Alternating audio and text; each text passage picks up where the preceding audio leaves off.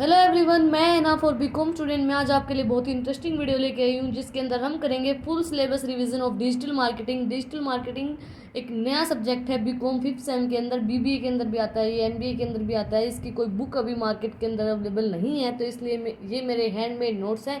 हम आज की वीडियो के अंदर यूनिट फर्स्ट से लेकर यूनिट फोर्थ सारी कवर करेंगे। भी टॉपिक्स हैं डिजिटल मार्केटिंग के अंदर, यूनिट्स के अंदर यूनिट फर्स्ट से लेकर फोर्थ तक सारे टॉपिक हम इस वीडियो के अंदर कवर करेंगे। फुल सिलेबस रिवीजन करवाऊंगी मैं आपका डिजिटल मार्केटिंग का। अगर आप मेरे चैनल पे नए हैं तो चैनल को जाकर सब्सक्राइब करें और बेल आइकन को प्रेस करें नई नई अपडेट्स के लिए। आज 4 की 4 यूनिट कवर करेंगे इस वीडियो के अंदर। तो हम स्टार्ट करते हैं यूनिट फर्स्ट से। ये है यूनिट फर्स्ट के topics: evaluation, meaning, concept, scope of digital marketing, analyse demand for digital marketing services, digital marketing environment, career in digital marketing. Digital marketing क्या होता है? डिजिटल मार्केटिंग ऑनलाइन मार्केटिंग होती है जिसके थ्रू आप अपने ब्रांड्स का प्रमोशन कर सकते हैं, पोटेंशियल कंज्यूमर तक पहुंच सकते हैं। और जैसे कि फॉर एग्जांपल फ्लिपकार्ट, अमेजोन, इनसे आप सोशल मीडिया के थ्रू, सोशल मीडिया के ऊपर आप अपने एडवर्टाइजमेंट डाल के अपने ब्रांड्स का प्रमोशन कर सकते हैं, आप मार्केटिंग कर सकते हैं, अपने प्रोडक्ट को सेल कर सकते हैं through digital marketing. Digital marketing evaluate कैसे हुई थी? Digital marketing search engines come into place. सबसे पहले सर्च इंजन्स आए थे। सर्च इंजन्स मतलब www वेबसाइट्स लॉन्च की गई थी 1991 के अंदर। इससे हमें पता चल जाता है कि कौन सा सर्च इंजन, कौन से सर्च इंजन जो हैं वो अभी काम के अंदर हैं, कौन सी रैंकिंग, किसकी रैंकिंग ज़्यादा है, कौन अच्छा काम कर रहा है या कौन अच्छा काम नहीं कर रहा है। इसके बाद the social media revaluation. Social media revaluation हुआ www के अंदर, उसके अंदर कोलेब्रेशन हुआ, शेयर की गई इन्फॉर्मेशन, प्लेटफॉर्म्स बनाए गए सोशल मीडिया प्लेटफॉर्म जैसे फेसबुक, ट्विटर। फेसबुक जो है वह ऐसा प्लेटफॉर्म है जहाँ पे मिलियंस ऑफ पीपल फेसबुक को चलाते हैं। Every month millions of people, millions of user इसके ऊपर काम करते हैं। तो मिलियंस ऑफ पीपल अपने ब्रांडिंग करते हैं, मार्केटिंग करते हैं अपने प्रोडक्ट्स की। उसके बाद मोबाइल फर्स्ट मार्केटिंग, मोबाइल से जो फर्स्ट मार्केटिंग हुई थी जिससे गूगल ने accelerate mobile pages project has made in necessary to ensure CI optimization of mobile sites के ऊपर एंश्योर किया गया। स्मार्टफोन टैबलेट्स बनाई गई। उसके बाद consumer and targeted consumer data and targeted consumers का डाटा टारगेट किया गया कि कौन से कंज्यूमर को आपको टारगेट करना है। Is a business process that enable brands to develop them long term relationship. अगर आपको कंज्यूमर्स के साथ बना के रखनी है तो आप किस तरह की मार्केटिंग स्ट्रेटेजी यूज़ करें, कौन सी मार्केटिंग आप करें। उसके बाद voice search and interactive content. आपके पास एक इंटरेक्टिव कंटेंट होना चाहिए। आपकी इंपॉर्टेंट है कि आप इंक्रीज़ करें आपके कंज्यूमर्स की, ब्रांड को इंक्रीज़ करें, आपके कंज्यूमर्स इंक्रीज़ हो गए उससे कम्युनिकेट करें, आपके कंज्यूमर लॉयल रहेंगे अगर आप उससे, अगर आपको कंज्यूमर्स आपको आप अच्छा प्रोडक्ट देंगे तो कंज्यूमर आपके प्रोडक्ट के प्रति लॉयल रहेंगे, आपके वही प्रोडक्ट खरीदेंगे कंज्यूमर। इसके बाद scope of digital marketing. Scope of digital marketing के अंदर क्या आएगा? Social media and beyond more than the half of consumer discover companies through social media news. Social media के थ्रू जो भी न्यूज़ होती हैं वो हम जल्द से जल्द किसी भी कंज्यूमर को पहुंचा सकते हैं। जैसे फॉर फेसबुक के थ्रू, इंस्टाग्राम के थ्रू। इंस्टाग्राम पे लोग इतने पॉपुलर हो रखे हैं, इतने लोग हैं इंस्टाग्राम के ऊपर, इतने लोग चलाते हैं इंस्टाग्राम को। आगे की फोर्थ यूनिट के अंदर आएगा, मैं करवाऊंगी आप लोगों को। तो इंस्टाग्राम के ऊपर क्या होता है कि इंस्टाग्राम के ऊपर या फेसबुक से आप कंज्यूमर कनेक्ट रहते हैं तो उनके पता चल जाता है कि आपको क्या चाहिए है, क्या आपकी प्रॉब्लम्स, आप वहाँ से आप अपने प्रॉब्लम्स को शेयर कर सकते हैं।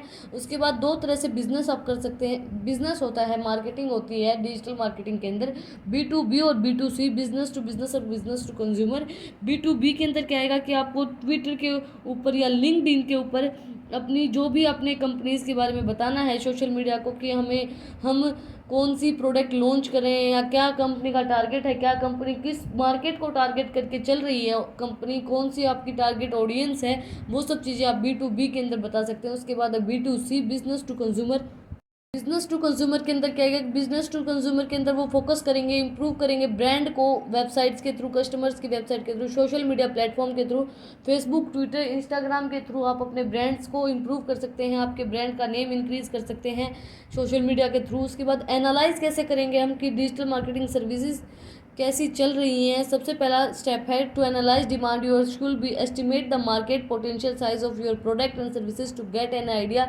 जो हमें सबसे पहले हम आइडिया लेंगे कि हमें कौन से प्रोडक्ट एंड सर्विसेज प्रोवाइड करवाने चाहिए। उसके बाद आइडेंटिफाई द स्पेसिफिक मार्केट, हमें एक मार्केट टारगेट करके चलनी चाहिए कि हमें कौन से कस्टमर अचीव करने हैं, यंग जनरेशन, ओल्ड जनरेशन, या जो मिडिल एज की जो जनरेशन होती है वो जनरेशन, या फिर चाइल्डहुड जनरेशन, कौन सी मार्केट हम टारगेट करके चल रहे हैं। उसके बाद जो स्टेज है business cycle in your market stage access करेंगे। उसके बाद company develops the market, company जो है वो डेवलप करेगी प्रोडक्ट को उसके अकॉर्डिंग जो जिस स्टेज को जिस मार्केट को हम टारगेट करके चल रहे हैं। Projecting of the company available to generate profit and growth, analyse करके देखेंगे कंपटीशन कितना है हमारे मार्केट के अंदर। इसके बाद नेक्स्ट टॉपिक है digital marketing environment. Digital marketing environment के अंदर क्या आएगा कि डिजिटल मार्केटिंग का कैसा इन्वायरमेंट है। टुडे जो न्यू जनरेशन है वो सबसे ज़्यादा क्या चाहती है कि हम ऑनलाइन मार्केटिंग करें, हम बाहर ना जाएं। जो न्यू जनरेशन है वो स्मार्टफोन के ऊपर हमेशा रहती है, तो वही यही चाहती है कि हम ऑनलाइन शॉपिंग करें, हम कहीं बाहर ना जाएं। जो ओल्ड जनरेशन है वो ये नहीं चाहती है, वो ये चाहती है कि हम बच्चे बाहर जाएं, बाहर जाके देखें। क्योंकि ओल्ड जनरेशन की जो पीछे की जनरेशन है उसकी क्या थिंकिंग होती है, नहीं बिना देखे कुछ भी पसंद करना अच्छी बात नहीं होती, तुम तो ऐसे ही उठा लाते हो, तो वो सब चीज़ें होती हैं। उसके बाद है career in digital marketing, career in digital marketing के अंदर क्या है कि जो यंगर स्टूडेंट्स हैं या जो यंगर पीपल हैं, जो यंगर जनरेशन है, उसके लिए बहुत ज़्यादा करियर है डिजिटल मार्केटिंग के अंदर। आप डिजिटल मार्केटिंग शुरू कर सकते हैं through social media sites, YouTube हो गया। डिजिटल मार्केटिंग होती है वो हेल्प करती है इम्प्रूव करने के लिए कि आप अपना करियर बना सकते हैं थ्रू सोशल मीडिया साइट्स। ये थी हमारी फर्स्ट यूनिट। अब हम करेंगे सेकंड यूनिट। और अगर आपको इनकी और भी अच्छे से डिटेल चाहिए लाइन टू लाइन, तो आप मेरे चैनल पे चेक कर सकते हैं, मैंने सारी वीडियोस अपलोड कर चुकी हूँ। ये तो मैं सिर्फ आपको नॉर्मली रिवीजन करवा रही हूँ, जिससे आप एक बार गो थ्रू हो जाएं कि पूरा सिलेबस क्या है, क्या क्या कंटेंट है इसके अंदर। बिल्कुल एक एक चीज़ डिटेल में मैं पिछली वीडियोस के अंदर, सारी वीडियोस के अंदर मैं आपको कवर करवा चुकी हूँ। बिल्कुल लाइन टू लाइन मैंने पढ़ाया है, आप चेक कर सकते हैं। आज तो मैं सिर्फ आपको रिवीजन करवा रही हूँ। तो ये है यूनिट सेकंड। रिवाइज करते हैं डिजिटल मार्केटिंग क्या होता है।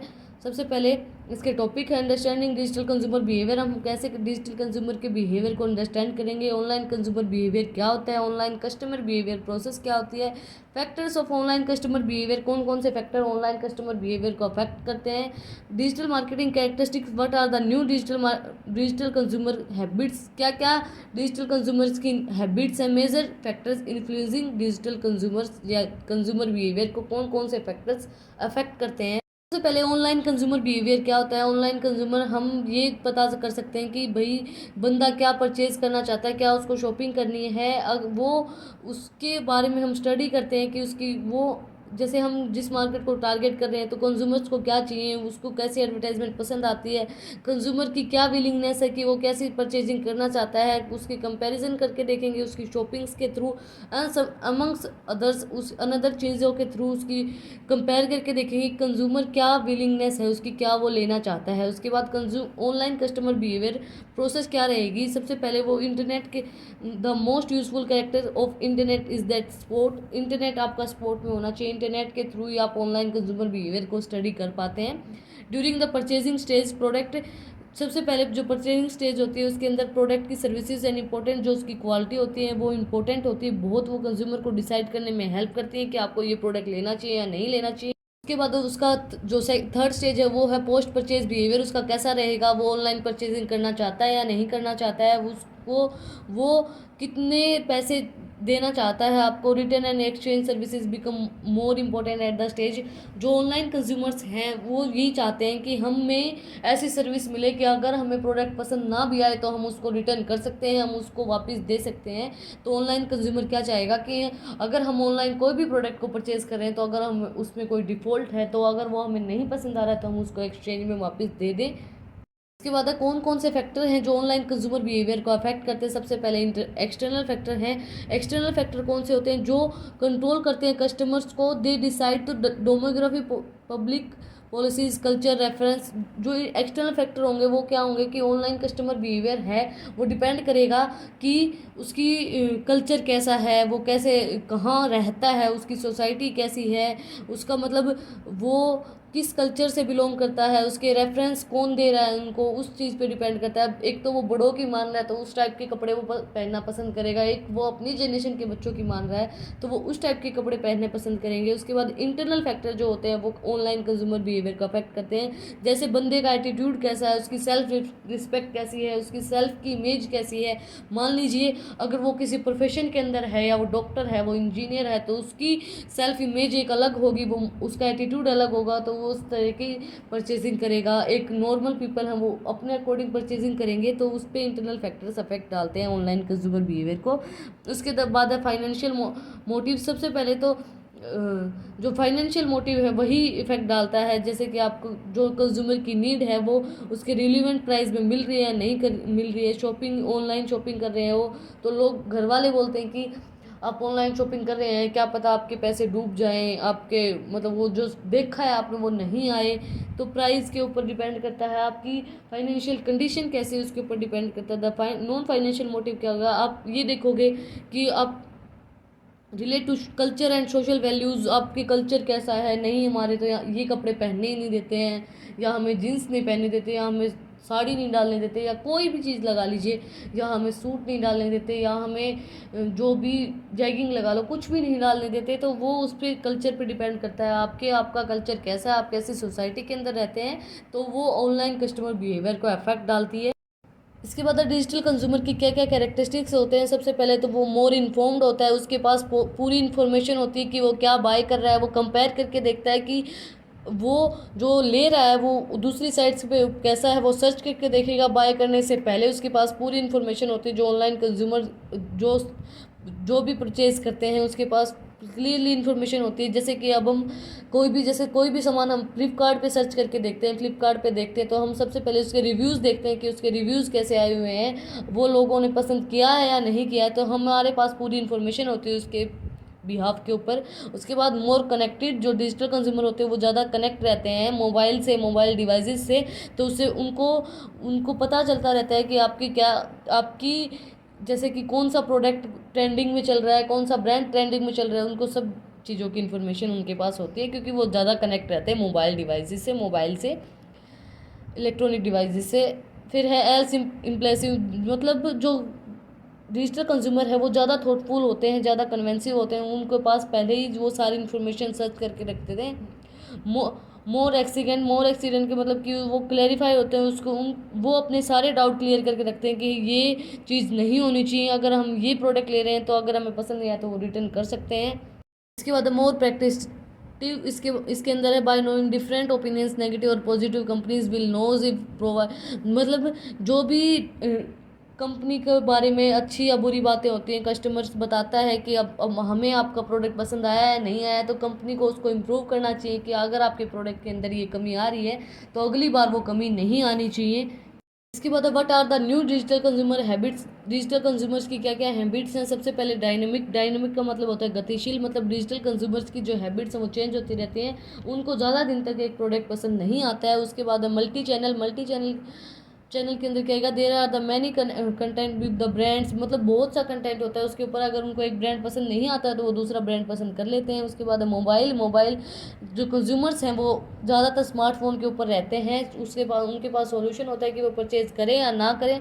उसके बाद sustainability, customers does not want to know only the product attribute anywhere, they can want know ethical posture of the brand and look the sustainable product, वो देखते हैं कि ये सस्टेनेबल है या नहीं है, ये हम लेंगे तो हमारे लिए सस्टेनेबल रहेगा या नहीं रहेगा, वो सब चीज़ें डिजिटल कंज्यूमर पहले सर्च करके देखते हैं। उसके बाद major factors influencing consumer behaviour, कौन से मेजर फैक्टर्स हैं जो कंज्यूमर बिहेवियर को इफेक्ट डालते हैं। 5 तरह के फैक्टर्स हैं। फैक्टर है फिजियोलॉजिकल फैक्टर, मतलब कि जो ह्यूमन की जो फिजियोलॉजिकल है वो कंज्यूमर को कैसे डिफाइन करता है, वो कैसे इन्फ्लुएंस करता है बाइंग डिसीजंस को, उसको कौन मोटिवेट कर रहा है, उसका एटीट्यूड एंड बिलीव्स कैसे, उसकी लर्निंग कैसे, उसकी पार्टिसिपेशन कैसा है। ये चीज़ें हैं जो फिजियोलॉजिकल फैक्टर्स को अफेक्ट डालती हैं, उसकी motivation, learning, participation, attitudes and beliefs.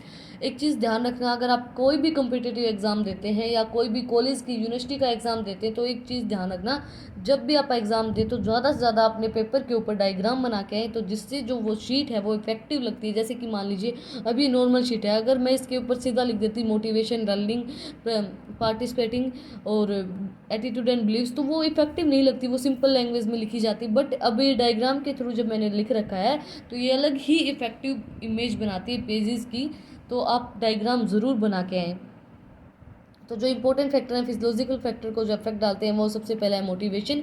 Motivate आपको कौन मोटिवेट कर रहा है? एक तो आपके घर वाले मोटिवेट कर रहे हैं कि आप ये चीज़ें लें, और एक मतलब आपके जो कलीग्स हैं या आपके जो फ्रेंड्स हैं वो आपको मोटिवेट कर रहे हैं, तो उनके ऊपर डिपेंड होता है। एक तो वो ओल्ड जनरेशन के होते हैं, आपके घर वाले जो होते हैं वो, लेकिन आपके कलीग्स जो होंगे वो आपकी जनरेशन के होंगे, तो उनके ऊपर डिपेंड करता है कि आपको कौन बंदा मोटिवेट कर रहा है, तो आप क्या चीज़ें लेंगे। उसके बाद पार्टिसिपेशन, कंज्यूमर का पार्टिसिपेशन ज़रूरी है।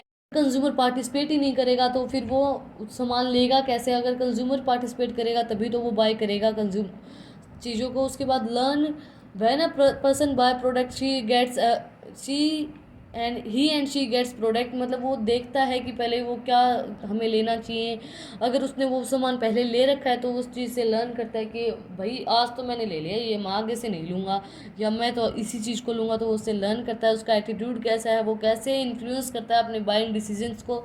इसके बाद सेकंड फैक्टर है सोशल फैक्टर। सोशल फैक्टर के अंदर कौन कौन से फैक्टर इफेक्ट डालेंगे? सबसे पहले फैमिली। सोशल के अंदर भाई उसकी फैमिली का बैकग्राउंड कैसा है, वो फैमिली उसके पास मतलब वो फैमिली किस तरीके के कपड़े बाय करने के लिए अलाउ करती है, किस तरह के कपड़े पहनने के लिए अलाउ करती है, किस तरीके के कपड़े पहनने के लिए अलाउ नहीं करती है, वो चीज़ें इफेक्ट डालती है। उसके बाद रेफरेंस ग्रुप, कौन उनको रेफरेंस दे रहा है कि आप ये प्रोडक्ट लें ना लें, वो चीज़ें इफेक्ट करती है। उसके बाद रॉयल्स एंड स्टेटस, उसका स्टेटस कैसा है सोसाइटी के अंदर। अब मान लीजिए आप कोई लेक्चरार है या कोई डॉक्टर है तो उसका स्टेटस सोसाइटी के अंदर हाई होगा, तो उस या कोई बिजनेसमैन है तो उनका जो स्टेटस होगा वो हाई होगा, तो वो उसके अकॉर्डिंग ही अपने बाइंग डिसीजन लेंगे, उसके अकॉर्डिंग ही अपने कपड़ों को परचेज़ करेंगे।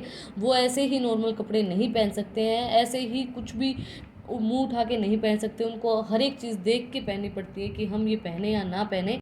बाद थर्ड फैक्टर है कल्चरल फैक्टर। कल्चर पे बिलीव करता है कि आपकी कल्चर कैसा है, आपकी नीड्स वांट्स, जो प्रेफरेंस आपको किस चीज़ को दे रहे हैं, आपके कल्चर के अंदर ये चीज़ें पहनी जाती हैं या नहीं पहनी जाती हैं। मतलब डिपेंड करता है कि आपका कल्चर कैसा है, मतलब आप किस कल्चर से बिलोंग करते हैं। जैसे आप हरियाणा से हैं तो आपको सूट सलवार साड़ी, या फिर आप गुजरात साइड से हैं या राजस्थान साइड से हैं तो लहंगा, ऊपर वो दुपट्टा होता है उनका एक, और ऊपर वो जो कमीज बोलते हैं उसको शर्ट लगा लो, उस टाइप का जो कपड़ा होता है। गुजरात साइड से हैं तो अलग उनका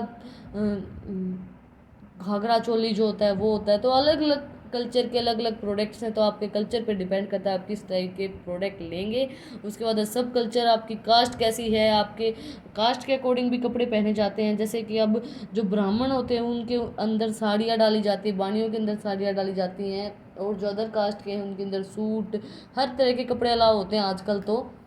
बट फिर भी कहीं कहीं जगह पे कास्ट के अकॉर्डिंग कपड़े पहने जाते हैं। उसके बाद सोशल क्लास आपका कैसा है, आप किस क्लास के अंदर रह रहे हो, आपकी सोसाइटी कैसी है, आप सोसाइटी के अकॉर्डिंग आप कपड़े पहनते हैं। उसके बाद आपके पर्सनल फैक्टर इफेक्ट डालते हैं। फोर्थ फैक्टर है ये मीन्स आपकी एज कितनी है, आपकी इनकम कितनी है, आपका क्या ऑक्यूपेशन, आपकी क्या लाइफस्टाइल है, वो सब चीज़ें आपके इफेक्ट डालते हैं। पर्सनल फैक्टर जो होता है, सबसे पहले तो आपकी एज इफेक्ट डालेगी। अगर आप यंग नहीं हैं या अगर आप यंग जनरेशन से या मिडिल एज से हैं तो वो चीज़ें अफेक्ट करेंगे। आपके जो पेरेंट्स हैं तो वो क्या कहेंगे, नहीं ये नहीं लेना है, तो एज इफेक्ट डलेगी। उसके बाद इनकम, अगर आपकी इनकम है ही नहीं तो आप पेरेंट्स से पूछोगे तो पेरेंट्स की जो फैक्टर्स हैं वो भी इफेक्ट डालेंगे। आपकी इनकम कितनी है, अगर आपकी अच्छी खासी इनकम, आप सोचेंगे नहीं कि आपको क्या परचेज करना है, बट अगर आपकी अच्छी खासी इनकम नहीं है तो आपको 10 बार सोचना पड़ेगा कि हम ये लें या ना लें। उसके बाद आपका प्रोफेशन कैसा है, वो डॉक्टर है या कोई डॉक्टर है तो उसको डॉक्टर के हिसाब के कपड़े पहने पड़ेंगे, या प्रोफेसर है तो उसको प्रोफेसर के अकॉर्डिंग कपड़ों का पैटर्न रखना पड़ेगा।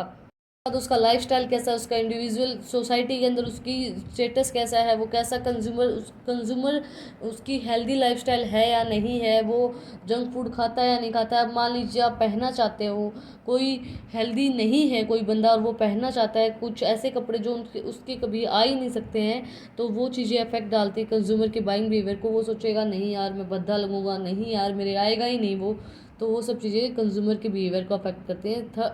लास्ट फैक्टर है इकोनॉमिक फैक्टर। इकोनॉमिक फैक्टर के अंदर क्या आएगा, जो कंज्यूमर का बाइंग बिहेवियर है वो डिसीजन अफेक्ट करेगा इकोनॉमिक के ऊपर। उसकी पर्सनल इनकम कितनी है, अगर उसकी पर्सनल इनकम ज़्यादा है तो वो ज़्यादा परचेज कर सकता है, अगर उसकी पर्सनल इनकम कम है तो वो कम परचेज करेगा। उसकी फैमिली की टोटल इनकम कितनी है, अगर उसकी पर्सनल इनकम कम भी है लेकिन फैमिली की इनकम ज़्यादा है तो वो अच्छे से बाय कर सकता है क्योंकि फैमिली वाले दे देंगे, तो उसके ऊपर भी इफेक्ट करेगा। उसके बाद उसकी कंज्यूमर क्रेडिट कैसा है, जो मतलब कि जैसे जो वो है प्रोड्यूसर है वो आपको क्रेडिट फैसिलिटी प्रोवाइड करवा रहा है या नहीं करा रहा है, वो क्रेडिट कार्ड दे रहा है या नहीं दे रहा है, वो आपको लोन में या फिर परचेज आप इंस्टॉलमेंट पे परचेज कर सकते हैं या नहीं कर सकते, तो वो आपके लिए इजी रहता है जब आपको वो क्रेडिट फैसिलिटी प्रोवाइड करवा देता है।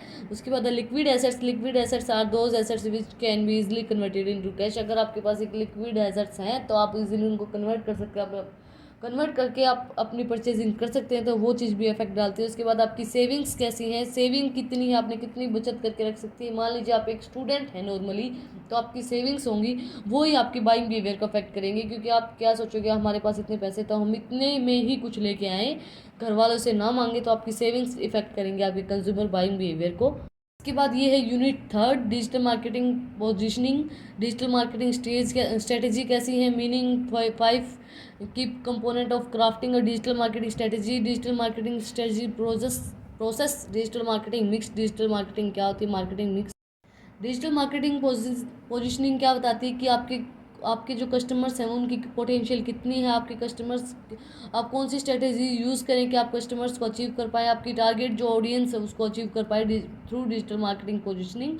उसके बाद व्हाट मेक्स योर प्रोडक्ट और सर्विसेज द बेस्ट, क्या आपके प्रोडक्ट को सर्विसेज को बेस्ट बनाती है, कि आप एनालाइज करें आपके कंपटीशन में के अंदर कंपटीशन कितना है, आपके प्रोडक्ट के अंदर क्या डिफ़ॉल्ट आ रहा है, उसको मोटिवेट करें, उसको जो जो टैलेंटेड स्टाफ है उसको काम पे लगाएं कि आपके प्रोडक्ट के अंदर क्या डिफ़ॉल्ट आ रहा है। आपके कलीग्स को सबको मेंटेन करके रखें कि आपके कलीग्स जो हैं वो अगर आपका साथ देंगे तो आप अपनी जो टारगेट है वो उसको अचीव कर पाएंगे। उसके बाद है digital marketing strategy. Digital marketing strategy क्या है, जो डिजिटल मार्केटिंग स्ट्रेटेजी है वो हेल्प करती है आपके ऑर्गेनाइजेशन को अटेंड करने के लिए, जो भी आपके स्पेसिफिक गोल्स हैं उनको अचीव करने के लिए, जो आपके ओन मीडिया है, अर्न मीडिया है, पेड मीडिया है, उसको अचीव करने के लिए। उसके बाद 5 की कंपोनेंट ऑफ क्राफ्टिंग है डिजिटल मार्केटिंग स्ट्रेटेजी। सबसे पहले है गोल सेटिंग। सबसे पहले हम क्या करेंगे, डिजिटल मार्केटिंग स्ट्रेटेजीज को अचीव करने के लिए हम गोल सेट करेंगे कि हमें क्या गोल, हमें कितने कस्टमर्स चाहिए हैं, कितने कस्टमर नहीं चाहिए। उसके बाद है कि आप अंडरस्टैंड योर टारगेट ऑडियंस। हम अंडरस्टैंड करके देखेंगे कि हमें कौन सी टारगेट ऑडियंस चाहिए, हमें न्यू कस्टमर्स कैसे अचीव करें, हमें ओल्ड जनरेशन के लोग चाहिए या हमें न्यू जनरेशन के बच्चे चाहिए, कौन सी मार्केट हमने टारगेट कर रखी है, उसी मार्केट को हम टारगेट करना चाहते हैं, वो सब चीज़ें हम इसके अंदर डिसाइड करेंगे। उसके बाद है एक्स्टेब्लिश योर आइडियल कस्टमर्स। आप अपने कस्टमर्स को आइडियल को रख के profile and buyer and persona आप देखेंगे कि आपका उनका बायर परसोना कैसा है, वो कैसे प्रोडक्ट को बाय करना चाहते हैं। उसके बाद pin point effect marketing channels and buying stage. जो पिन पॉइंट होता है वो अफेक्ट करता है मार्केटिंग चैनल को, आप कैसे उनको मैसेज पहुँचा रहे हो, कैसी उनकी बाय जर्नी है, कैसे वो बाय करना चाहते हैं, कैसे वो बाय नहीं करते हैं, वो सब चीज़ें। उसके बाद द अवेयरनेस स्टेज, वो कितने अवेयर रहते हैं आपके जो नया प्रोडक्ट आ रहा है, कैसा आपका प्रोमो आया है, किस चीज़ का आपने प्रमोशन किया है, वो कितना अवेयर रहते हैं आपके प्रोडक्ट के बारे में, उन सब चीज़ों को देखेंगे। उसके बाद गेट योर मैसेजिंग राइट। आपके जो मैसेज आपने दिए हैं उनको राइट वे में लेके जाएं, ना कि रॉन्ग वे में लेके जाएं। आपके जो मैसेज आप दे रहे हो वो उनको सबको राइट वे में लेके जाएं। उसके बाद है डिजिटल मार्केटिंग स्ट्रेटेजी प्रोसेस क्या क्या है। सबसे पहले क्रिएट बायर पर्सोना। हम बायर पर्सोना को क्रिएट करेंगे। हम क्या करेंगे, सबसे पहले हम गोल्स को, हमारा क्या गोल है, क्या इंटरेस्ट है, क्या हैबिट्स हैं, क्या चैलेंजेस हैं, उन सबको क्रिएट करेंगे कि हमें क्या क्या चीज़ें चाहिए। उसके बाद सेट योर गोल्स। हम गोल सेट करेंगे कि हमें डिजिटल मार्केट के अंदर कौन सा गोल क्या अचीव करना है, हमें कितना, जैसे हमारा प्रॉफिट मोटिव है या हमें इतने कस्टमर्स चाहिए, वो हमारा गोल सेट करेंगे। उसके बाद है audit your current online marketing strategy, auditing करवाएंगे। ऑडिटिंग एक बुक भी है ऑडिटिंग, 5th सेम के अंदर। ऑडिट करना क्या होता है कि आपको आपके ट्रू रिजल्ट्स मिल जाते हैं, आपकी कंपनी के अंदर आपका क्या फाइनेंशियल कंडीशन चल रही है, क्या कंडीशन चल रही है आपकी कंपनी की, वो सब चीज़ें मिल जाती हैं। You will want to look at three different types of media on your sites. 3 तरह की मीडिया हम देखते हैं, earn media, own media and paid media. Earn media क्या होती है, जो फ्री होती है मीडिया। उसके बाद ओन मीडिया, जो अपनी अपनी कंपनी के लिए मीडिया लगा रखी है वो। उसके बाद पेड मीडिया, अपने पैसे दे के आप एडवर्टाइजमेंट करवा रहे हैं वो। उसके बाद एक्सटेब्लिश योर बजट। सबसे पहले हमें अपना बजट सेट करना पड़ता है कि हमें इतना स्पेंड करना है अपने रिसोर्सेज के ऊपर, इतना हमें बचा के रखना है, इतना हमारा बजट है। जैसे कि कोई भी शादी होती है, हम पहले, या कोई भी फंक्शन होता है हमारे घर में, सबसे पहले हम क्या कहते हैं कि बजट सेट कर लेते हैं, इतना बजट हमारा होना चाहिए। तो सबसे पहले जब हम डिजिटल मार्केटिंग करते हैं तो हमें अपना बजट सेट करके रखना पड़ता है कि हमारा इतना बजट है, हम इतना काम कर सकते हैं। बाद digital marketing mix. Digital marketing mix क्या होता है कि जो डिजिटल मार्केटिंग मिक्स क्या होता है, जिसके अंदर इंक्लूड होते हैं product, price, promotion, place. Digital marketing mix के अंदर ये सब चीज़ें इंक्लूड होती हैं। आपका प्रोडक्ट कैसा है, आपकी प्राइस, आपका प्रोडक्ट का प्राइस कितना है, आप कैसे उसकी प्लानिंग करते हैं, कैसे उसका प्रोडक्ट का प्रमोशन करते हैं, वो सब चीज़ें इसके अंदर इंक्लूड होते हैं। सबसे पहले है प्रोडक्ट मिक्स। प्रोडक्ट मिक्स के अंदर क्या होता है कि आप कैसा प्रोडक्ट आप दे रहे हो ऑनलाइन, आप कौन सी सर्विस दे रहे हो, टेंजिबल दे रहे हो, फिजिकल दे रहे हो, इंटेंजिबल प्रोडक्ट दे रहे हो, कैसा आप प्रोडक्ट दे रहे हो, उसको इंश्योरेंस दे रहे हो या नहीं दे रहे हो। जो प्रोडक्ट है वो डिपेंड करता है कोर के ऊपर, जैसे कि आपका एक्चुअल प्रोडक्ट क्या है, उसकी क्वालिटी कैसी है, उसकी कलर कैसा, उसका फैशन कैसा, उसकी ब्रांडिंग कैसी है, वो सब चीज़ें डिपेंड करती हैं। उसके बाद है कोर। क्या होता है कोर, होता है प्रोडक्ट के बेनिफिट्स क्या क्या हैं, जो आपने बताया है बेनिफिट्स, वो उसको बेनिफिट दे रहे हैं या नहीं दे रहे हैं। उसके बाद एडजस्टमेंट प्रोडक्ट। एडजस्टमेंट प्रोडक्ट के अंदर क्या होगा कि आप उसको वारंटी दे रहे हो या नहीं दे रहे हो, उसको डिलीवरी कैसे दे रहे हो, आपने जो बोला आप उसको डिलीवरी वैसे दे रहे हो या नहीं दे रहे हो, उसकी सर्विसेज कैसे, आपकी फाइनेंशियल सर्विस आप उसको कैसे दे रहे हो, कस्टमर केयर आप उसको दे रहे हो या नहीं दे रहे हो। वो सब चीज़ें इंक्लूड होंगी प्रोडक्ट के अंदर। उसके बाद प्राइसिंग। प्राइस के अंदर क्या इंक्लूड होंगी कि आपके उसके आप कौन सा प्राइस इंक्लूड कर रहे हैं, आप ट्रेडिशनल मार्केटिंग को मिक्स यूज़ कर रहे हैं, आप फॉर प्राइस को इंक्लूड कर रहे हैं, आपकी इकोनॉमिक कंडीशन कैसी होगी, आपकी प्रीमियम कैसा, आपका स्कैनिंग कैसे है, उसकी परसेंटेज कैसे आप रखेंगे, आपकी इकोनॉमिक प्राइस की आप लो प्राइस में दे रहे हैं, आपकी कॉस्ट ज़्यादा है, कम है, आपके किस तरीके से आप प्रोडक्ट का प्रमोशन कर रहे हैं, मिनिमम आपकी कितनी वैल्यू है, कितना प्राइस लेके चल रहे हैं। उसके बाद सिंकिंग, आप कितना आप सस्टेनेबल रखते हैं, आपके एडवांटेजेस जो आप प्रोवाइड करवा रहे हैं। आप ये सोच के चलें कि आपकी जो प्राइस है वो आप पूरी एडवांटेजेस आप कंज्यूमर को प्रोवाइड करवा रहे हैं। उसके बाद प्रीमियम प्राइस रखें, आप सस्टेनेबल हो वो प्राइस कंज्यूमर्स के लिए। कंज्यूमर्स उसके बारे में ये ना हो कि आप बोले, वो देख के बोलें कि आपका प्रोडक्ट इतने का है नहीं और आप इतने का उसको सेल कर रहे हैं। उसके बाद डिजिटल मार्केटिंग प्लेस। आप प्लेस डिटरमाइन करेंगे कि आप इंडिया के अंदर आपने उसको डिजिटल मार्केटिंग करना चाहते हैं या होल वर्ल्ड के अंदर आप डिजिटल मार्केटिंग करना चाहते हैं। इसके बाद लास्ट पॉइंट है डिजिटल मार्केटिंग प्रमोशन। आप किस तरह से अपने जो प्रोडक्ट है उसकी प्रमोशन कर रहे हैं, थ्रू एडवर्टाइजमेंट कर रहे हैं या थ्रू सोशल मीडिया प्लेटफॉर्म्स के थ्रू कर रहे हैं या फिर न्यूज़पेपर के थ्रू या भी कोई भी रेडियो है उसके थ्रू। आप किस तरीके से अपना कितना बजट लग के आप कितने एफर्ट्स डालते हैं प्रमोशन के अंदर, वो सब चीज़ें डिपेंड करती हैं। ये थी हमारी 3rd यूनिट। अब हम लास्ट यूनिट करेंगे आज की, यूनिट 4 डिजिटल मार्केटिंग का। इस यूनिट 4 के साथ हमारा पूरा सिलेबस कवर हो जाएगा। तो मैं रिवाइज करवाती हूँ। डिजिटल मार्केटिंग मैकेनिज्म, इसके अंदर है website, company and retail service provider, search engines क्या होते हैं, Google, Bing, Ask, Yahoo. Social media platform क्या क्या है, Instagram, Facebook, LinkedIn, WhatsApp, Twitter, Telegram, video hosting and entertainment, YouTube, Vimeo, Netflix etcetera, email and blogs. सबसे पहले है digital marketing mechanism. Website क्या होता है, वेबसाइट एक कलेक्शन होता है वेब पेजेस का, जिसके हमें सिंगल डोमेन नेम से हमें पता चल जाता है कि हमें क्या, कोई भी हम इंफॉर्मेशन सर्च करते हैं इंटरनेट के ऊपर तो हमें वेबसाइट के थ्रू मिल जाती है। उसके बाद है कंपोनेंट ऑफ वेबसाइट का, क्या कंपोनेंट होते हैं वेबसाइट के। सबसे पहले है वेब होस्ट। वेब होस्ट के थ्रू हमें पता लगाते हैं कि वो फिजियोलॉजिकल लोकेशन कैसी है वेब पेज की, उसका एड्रेस, उसके एड्रेस कैसे हैं। हमें यूआरएल, वेबसाइट यूआरएल जो होता है उसको, वो एड्रेस होता है वेबसाइट का, किसी भी वेबसाइट का। जब हम कोई भी वेबसाइट खोलते हैं तो जो पहला पेज आता है उसको बोलते हैं होम पेज। उसके बाद उसका डिज़ाइन कैसा, वो ओवरऑल हम कैसी फील ले पा रहे हैं उसके, वो डिज़ाइन। उसके बाद उसका वेबसाइट के अंदर क्या कंटेंट है, लोग उस कंटेंट को पसंद कर रहे हैं या नहीं कर रहे हैं, वो सब चीज़ें उसके अंदर इफेक्ट डालेंगी। सॉरी। उसके बाद है द नेविगेशन स्ट्रक्चर के अंदर क्या कहता है, नेविगेशन स्ट्रक्चर है website is ordered of the pages the collection of web link to what links to, मतलब what to link to what और links to what and usually it should be together by list and one negotiation means क्या आप order कर रहे हैं website के ऊपर, कैसा आपका ऑर्डर है, क्या वेब पेजेस का कलेक्शन है, वो सब चीज़ें उसके ऊपर डिपेंड करेंगे। उसके बाद type of website, static website and dynamic website.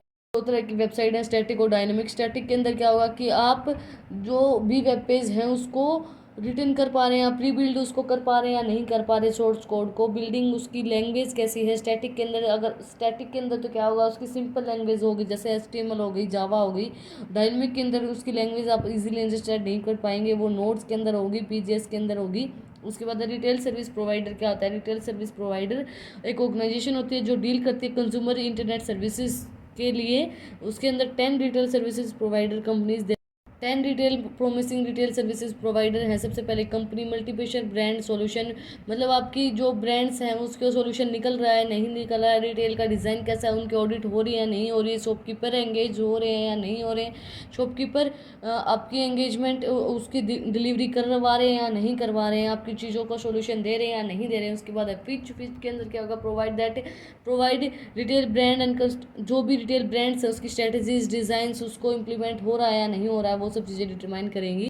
इसके बाद सेंटर ब्रांड एडवर्टाइजमेंट के अंदर क्या आएगा कि आप किस तरह से उसका ब्रांड एडवर्टाइजमेंट कर रहे हैं, रिटेल सर्विसेज कौन सी प्रोवाइड कर रहे हैं, या ग्रोथ प्लानिंग आप कर रहे हैं या नहीं कर रहे हैं। उसके बाद है एनक्रेज रिटेल सॉल्यूशन डेवलप कर रहे हैं आप, उसकी लोकेशन कैसी होगी, स्टोर इंटरटेनमेंट कैसा होगा, प्रोवाइड जो भी आप मैकेनिज्म है रिटेल मार्केटिंग का, स्टोर ऑपरेशंस का, वो बेस्ड होगा इसके ऊपर। उसके बाद ग्रीन होंचीज के अंदर क्या आएगा कि आप कैसे उनको मैनेज कर रहे हैं, ऑर्डर मैनेजमेंट कैसे कर रहे हैं, कैसे उन टेक्नोलॉजीज़ को मैनेज कर रहे हैं, वो सब चीज़ें इसके अंदर आएगा। आप फुलफिलमेंट कर रहे हैं, सॉल्यूशन दे रहे हैं, लोगों को नहीं दे रहे हैं। उसके बाद आई फॉर ट्रांसफॉर्मेशन के अंदर क्या आएगा कि आप शॉपिंग मॉल्स के अंदर मैनेज कर रहे हैं, या ट्रैक्स के अंदर, ट्रैक एंड ट्रैक्स के अंदर, या IT मैनेज कर रहे हैं। इसके बाद है कपड़ा बिजनेस कलेक्शंस जो होते हैं उसके अंदर आपका कपड़ों का बिजनेस कैसा है, आपकी इकोनॉमिक मॉडल कैसे हैं, आपकी प्रॉफिट आपका कितना है या नहीं है। उसके बाद है क्या सा इसके अंदर क्या होगा कि आपके डिज़ाइंस कैसे हैं, ब्रांड्स का डिज़ाइन कैसा है, उसका प्रोडक्ट कैसा है, प्रोडक्ट का ब्रांड का एक्सपीरियंस कैसा दे रहे हैं लोग। उसके बाद लॉजिक इन्फॉर्मेशन सिस्टम, इसके अंदर क्या होगा कि आप कितना लॉजिक लगा रहे हैं, आपके एडवर्टाइजमेंट कैसी है, आप रिटेल सर्विसेज ग्लोबली दे रहे हैं या इंडिया के अंदर दे रहे हैं, वो सब चीज़ें। उसके बाद PMC facilitate retail IT conclusion services and solution such as club based cash management दे रहे हैं या नहीं दे रहे हैं, मैनेज कर पा रहे हैं या नहीं कर पा रहे हैं। उसके बाद सर्च इंजन क्या होता है, सर्च इंजन एक इंटरनेट रिलेटेड पर्टिकुलर टॉपिक होता है जिसके अंदर www बहुत सी वेबसाइट का कलेक्शन होता है, वेब पेज होते हैं, उसके ऊपर millions of web page contain करता है, वो बहुत सी वेबसाइट का कलेक्शन होता है सर्च इंजन के थ्रू हमें जो भी फाइंड करना होता है, जो भी इंफॉर्मेशन चाहिए होती है वो हम थ्रू सर्च इंजन सर्च कर सकते हैं। सर्च इंजन दे रखे हैं हमारे पास, सर्च इंजन है गूगल, याहू। हम मिलियंस ऑफ पीपल जो होते हैं, मिलियंस ऑफ पीपल सर्च करके देखते हैं गूगल के ऊपर। बहुत से लोग क्या जो जिन लोगों के पास स्मार्टफोन है वो सब ये कहते हैं कि हमें किसी भी इंफॉर्मेशन की ज़रूरत होती है हम सर्च इंजन के थ्रू कर सकते हैं। फिर उसके दे रखे हैं मेजर सर्विसेज जो अवेलेबल करवाता है, हैंडल करता है सर्च इंजन को। सबसे पहले director search engine and Meta search engine. Director क्या होता है, डायरेक्टर जो फ़ोन बुक होती है उसको प्रोवाइड करवाता है कि आपको कितनी इन्फॉर्मेशन कहाँ प्रोवाइड करवानी है through Yahoo director search engine है। उसके बाद सर्च इंजन्स के अंदर क्या होता है कि सर्च इंजन एक वेबसाइट होती है जो क्रिएट करती है इंडेक्स को, जो भी कीबोर्ड होते हैं, जो भी अल्टा वेस्टा जो भी हैं पावरफुल सर्च इंजन्स, उनके थ्रू अपनी वेबसाइट्स को क्रिएट करती हैं, वेब पेज को क्रिएट करते हैं। उसके बाद मेटा सर्च इंजन क्या करते हैं, सबमिट करते हैं डायरेक्टर एंड सर्च इंजन्स को, पावरफुल मेटा सर्च इंजन्स होते हैं ये। उसके बाद how does search engines work, search engine work कैसे करते हैं। सर्च इंजन सबसे पहले तो क्या करते हैं, क्रॉलर के थ्रू सर्च इंजन वर्क करते हैं। सबसे पहले वो वेब पेज को क्रिएट करते हैं, वो देखते हैं कि उनकी रैंकिंग कैसी है, सा search engine new information provide करवा रहा है, कौन सा सर्च इंजन इवेलुएट होकर नई इन्फॉर्मेशन ऐड कर रहा है अपने वेब पेजेस के ऊपर, उनको रैंकिंग करता है, उनको रैंक प्रोवाइड करवाता है। कौन सा किस सर्च इंजन किस, जैसे कि गूगल को रैंक करके देखता है कि भाई कितने मिलियन बिलियन लोग गूगल को यूज़ करते हैं, वो सब चीज़ें सर्च इंजन प्रोवाइड करवाता है। इसके बाद जो पॉपुलर सर्च इंजन है वो है Google, being, Yahoo, ask.com। Google के अंदर क्या होता है कि हम डिफरेंट जो भी इंफॉर्मेशन होती है वो हम अपनी सर्च कर सकते हैं। 43% second in the place Bing, मतलब वो 43%। बीइंग क्या होता है, Bing is a Microsoft it attempt to challenges, जो भी चैलेंजेस होते हैं एरिया ऑफ सर्च उन सब चीज़ों को सर्च करके रखता है बीइंग। याहू क्या होता है, याहू एक पॉपुलर ईमेल प्रोवाइडर है जो आपकी एक जो मैसेज होता है वो दूसरे मैसेज एक पर्सन के पास से दूसरे पर्सन के पास मैसेजेस प्रोवाइड करवाता है। उसके बाद है आस्क। आस्क के अंदर क्या होता है कि जो क्वेश्चंस होते हैं फॉर्मेट उसको डिसाइड करता है कि मोस्ट क्वेश्चन कौन से पूछे गए हैं, कौन से आपको आंसर किए गए हैं या नहीं किए गए हैं। ओल्टा सर्च इंजन क्या होता है, also as a most popular engine, ये भी एक बहुत मोस्ट पॉपुलर इंजन है। इसके बाद general search guidelines loading sites using search engine. क्यों क्या क्या हम जब साइट्स को साइट के ऊपर कुछ सर्च करते हैं तो क्या क्या हमें इन्फॉर्मेशन, क्या क्या हमारे पास गाइडलाइंस, क्या क्या हमें गाइडलाइंस फॉलो करनी चाहिए। सबसे पहले कि हम कीवर्ड्स का यूज़ करें, ना कि प्रॉपर सेंटेंस का यूज़ करें। जैसे कि हमें कुछ भी सर्च करके देखना है, जैसे हमें सर्च करके देखना है कि what are the type of software, तो हम ये नहीं लिखेंगे कि what are the type of software, हम सीधा लिख देंगे टाइप्स ऑफ सॉफ्टवेयर, तो हमें वो निकाल के दे देगा। तो हमें कीवर्ड्स का यूज़ करना है, ना कि फुल सेंटेंस का यूज़ करना है। उसके बाद राइट सर्च वर्ड्स रिटन क्वर्ड्स के अंदर, मतलब सिंगल वर्ड्स के अंदर हम वर्ड्स को लिखें, ना कि पूरे पैराग्राफ लिखें सर्च करने के अंदर। उसके बाद है यूज़ ऑपरेशंस एंड ऑपरेटर्स का यूज़ करें, एंड और एंड नोट। ये नहीं कि सीधा हम ऐसे लिख दें कि इंग्लिश हिंदी लैंग्वेज में हमें बताएं, हमें एंड और नोट का उपयोग करना चाहिए। उसके बाद use build cards for pattern search, हमें पैटर्न सर्च करने के लिए हमें बिल्ड कार्ड का यूज़ करना चाहिए, जैसे कि क्वेश्चन मार्क और स्टार। उसके बाद हमें यूज़ करना चाहिए यूज़ प्लस और माइनस साइन का यूज़ करना चाहिए अब जब हम कोई भी पैटर्न सर्च करके देखते हैं। उसके बाद है सोशल मीडिया प्लेटफॉर्म। कौन कौन से सोशल मीडिया प्लेटफॉर्म्स हैं, सबसे पहले Instagram, Facebook, LinkedIn, WhatsApp, Twitter, Snapchat, Telegram. Instagram क्या होता है, इंस्टाग्राम एक सोशल मीडिया प्लेटफॉर्म है जहाँ पे बहुत से लोग अपने ब्रांड्स का प्रमोशन करते हैं, ब्रांड्स को लॉन्च करते हैं थ्रू इंस्टाग्राम। जो इंस्टाग्राम है वो 2010 के अंदर लॉन्च किया गया था, ये अब फेसबुक ने खरीद लिया है। 1 बिलियन से ज़्यादा लोग एक्टिव रहते हैं पर मंथ इंस्टाग्राम के ऊपर। इंस्टाग्राम आपको अलाउ करता है कि आप अपनी वीडियोस, फोटोज़, सब चीज़ें आप उसके ऊपर अपलोड कर सकते हैं। उसके बाद है फेसबुक एक most popular social media platform है जिसके ऊपर 2.7 मिलियन पीपल एंगेज रहते हैं। ये वर्ल्ड के अंदर फेसबुक आया था फरवरी 2004 के अंदर, 4 तारीख फरवरी 2004 के अंदर। फेसबुक जो है वो एक ऐसा चीज़ है जिसके ऊपर आप जो भी आपको इन्फॉर्मेशन प्रोवाइड करवानी है, पर्सनली आपको कस्टमर्स को कोई भी मैसेज प्रोवाइड करवाना है तो आप फेसबुक के थ्रू अपनी टारगेट ऑडियंस को वो मैसेज पहुंचा सकते हो। उसके बाद लिंक्डइन भी एक most popular social media platform है जिसके ऊपर 3 millions active each month users हैं। ये लॉन्च किया गया था 2003 के अंदर। इसके अंदर आप B2B बिजनेस कर सकते हैं, बिजनेस टू बिजनेस आप बंदों से लिंक हो सकते हैं। उसके बाद आप व्हाट्सअप को आज की जनरेशन के अंदर या पीछे की जनरेशन के अंदर सब लोग यूज़ करते हैं। पर्सनल व्हाट्सअप के अंदर हमें कोई भी डॉक्यूमेंट सेंड करना है, अपने वीडियोज़, फोटोज़, टेक्स्ट डॉक्यूमेंट्स, हम सब चीज़ें सेंड कर सकते हैं। व्हाट्सअप के 2010 के अंदर लॉन्च किया गया था, ये फेसबुक ने खरीद लिया है। इंस्टाग्राम भी फेसबुक ने खरीद लिया है। 2 मिलियन से ज़्यादा लोग एक्टिव रहते हैं मंथली व्हाट्सअप के ऊपर। ईजिली हम स्मॉल बिजनेस के लिए या पर्सनल लेवल पे हमें कोई भी बिजनेस करना है तो व्हाट्सअप हमारे लिए बहुत हेल्पफुल होता है। उसके बाद ट्विटर के ऊपर पहले ट्विटर ने प्रोवाइड नहीं करवाई थी कोई भी ऐसी इन्फॉर्मेशन, कोई भी ऐसी व्यवस्था की एक लिमिट प्रोवाइड करवा दी थी कि ट्विटर ने कि आप अपनी फ़ोटोज़ वीडियोज़ नहीं शेयर कर सकते हैं। लेकिन ट्विटर ने अभी ये बता दिया है कि आप अपनी फ़ोटोज़ वीडियोज़ आप अपने व्यूज़ ट्विटर के ऊपर टैक्स कर सकते हैं, सेंड कर सकते हैं। इसके बाद जो स्नैपचैट है, स्नैपचैट भी एक video messaging social media platform है, जिसके ऊपर आप अपने जो भी फ्रेंड्स हैं, जो आप अपनी स्टोरीज लगा सकते हैं, अपने फॉलोअर्स बढ़ा सकते हैं स्नैपचैट के थ्रू, अपने ब्रांड्स को एडवर्टाइजमेंट कर सकते हैं through Snapchat. 360 millions monthly users हैं स्नैपचैट के ऊपर। उसके बाद है टेलीग्राम। टेलीग्राम के ऊपर आप अपने जो मैसेजेस हैं वो इजीली डिलीवर कर सकते हैं थ्रू टेलीग्राम। उसके बाद है video hosting platform and entertainment. Video hosting क्या होती है और इंटरटेनमेंट क्या, इंटरटेनमेंट के जो साधन हैं YouTube, Vimeo, Netflix, email, blogs.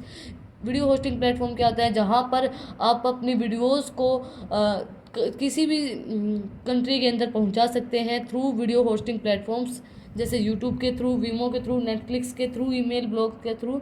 इसकी क्या क्या रीज़न, क्या 13 ऐसे रीजन्स है, मोस्ट पॉपुलर रीजन्स कि आपको वीडियो होस्टिंग प्लेटफॉर्म होना चाहिए। सबसे पहले सिक्योर है, प्राइवेसी है इसके अंदर, बेटर ऑडियंस एक्सपीरियंस, आपकी जो ऑडियंस है वो अच्छे से बनी रहती है, ग्रेटर रिस्पॉन्सिवनेस है। उसकी रिस्पॉन्सिवनेस बनती है कि आप अपनी जो भी आपने इन्फॉर्मेशन प्रोवाइड करवाई है वो बिल्कुल अच्छे से रखें। उसके बाद इंप्रूव सर्च इंजन रैंकिंग, आपकी जो यूट्यूब है या कोई भी सोशल मीडिया प्लेटफॉर्म है या वीडियो होस्टिंग प्लेटफॉर्म है, वो आपकी रैंकिंग बढ़ाता है सर्च इंजन के ऊपर। ईजियर टू यूज़, आप इजीली यूज़ कर सकते हैं, कॉस्ट इफेक्टिव, आपको कोई भी कॉस्ट नहीं पे करनी पड़ती है अगर आप सोशल वीडियो होस्टिंग प्लेटफॉर्म को यूज़ करते हैं। जैसे कि अगर आप यूट्यूब और वीमो को यूज़ कर रहे हैं तो आपको कोई भी कॉस्ट नहीं पे करनी पड़ती है इनको यूज़ करते वक्त।